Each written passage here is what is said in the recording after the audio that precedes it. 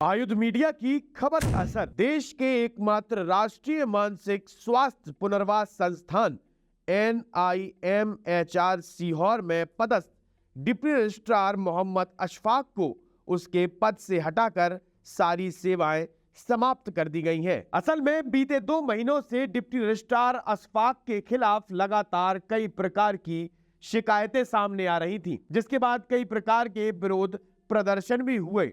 आयुध मीडिया ने इस विषय को बड़ी प्रमुखता से उठाया था, जिसके बाद आज मोहम्मद अशफाक को उसके पद से हटाया गया है। मोहम्मद अशफाक पर यह आरोप है कि अशफाक क्लासेस में जाकर बच्चों को हिंदू धर्म और हिंदू ग्रंथों के खिलाफ भड़काता था।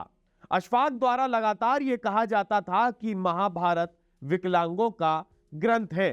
साथ ही द्रौपदी, गांधारी और युधिष्ठिर, धृतराष्ट्र के बारे में भी गलत प्रकार की टिप्पणियां की जाती थी, जिसके बाद संस्थान में पढ़ने वाले विद्यार्थियों के द्वारा PMO में शिकायत भी की गई थी। साथ ही जांच दल बना और जांच के बाद सरकार ने ये आदेश जारी किया है। खास बात यह है कि मोहम्मद अशफाक संस्थान में न सिर्फ पौराणिक ग्रंथों की गलत व्याख्या करता था, बल्कि फर्जी तरीके से आर्थिक अनियमितताओं को अंजाम भी देता था।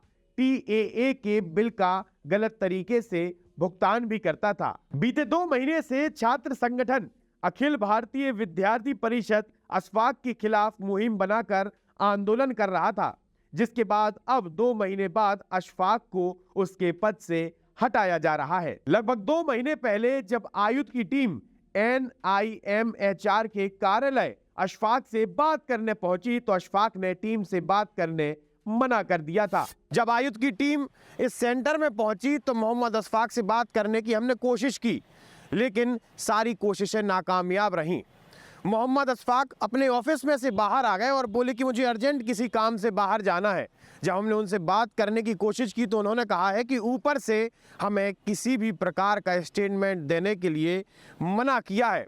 जैसे ही हमारी टीम इस सेंटर के बाहर पहुंची, जानकारी लेने का प्रयास किया गया तो इस सेंटर के लगभग 6-7 कर्मचारियों ने हमें आकर घेरा और पूछताछ करनी शुरू कर दी। चूंकि पूछताछ हम करने आए थे, लेकिन उल्टा हमसे ही पूछताछ होनी शुरू हो गई थी। साथ ही जब हमने वहां पर पदस्थ लोगों से और विद्यार्थियों से ये बात की तो उन्होंने साफ तौर पर इस बात को स्वीकार किया था कि हमारे संस्थान में हिंदू धर्म और हिंदू देवी देवताओं को गलत तरीके से समझाया जाता है। साथ ही संस्थान में पदस्थ हिंदू कर्मचारियों को भी अशफाक के द्वारा बाहर निकाला गया था। कुल मिलाकर यह साफ कहा जा सकता है कि देश के एकमात्र मानसिक स्वास्थ्य पुनर्वास संस्थान को अशफाक पूरी तरह से मदरसे में बदलने का काम कर रहा था। लेकिन अब संस्था के डिप्टी रजिस्ट्रार मोहम्मद अशफाक के सारे कारनामों पर पानी फिर चुका है।